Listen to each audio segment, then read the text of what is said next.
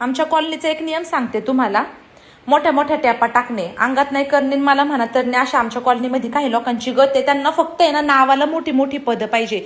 मग त्याच्यातलं त्यांना आक्याचा बोका कळू नाही तर नाही कळू, काही घेणं देणं नाहीये. त्यांचं कसं झालं माहितीये का, मला नाही आबरून मी कशाला घाबरू असं आहे. त्यांना किती काही बोला, त्यांचं ते ही फी कधीच जात नाही.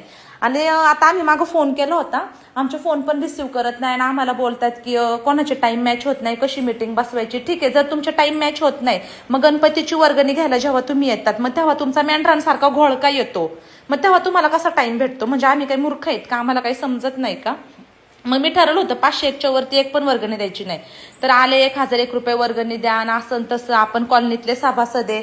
म्हणजे आम्ही कॉलनीचे सभासद कधी आहे माहितीये का, जेव्हा ह्यांना आम्ही कसले पैसे द्यायचे असेल ना तर फक्त आम्ही कॉलनीचे सभासद आहे. आम्हाला काही प्रॉब्लेम वगैरे आला ना तर आमचं काही घेणं देणं नसतं त्यांच्यासोबत. मग ते आम्हाला कुत्र्याची किंमत देत नाही, मग तेव्हा आम्ही कॉलनीतलं सभासद वगैरे काही नसतो. आणि मला एकच म्हणायचंय की हे जर माझं बोलणं ऐकून जर कोणाला जर लागल्या असतील ना मिरच्या, तर त्यांनी सरळ ते पद सोडावं आणि जो त्या लायकीचा आहे ना त्याला ते पद द्यावा. एवढंच मला बोलायचंय.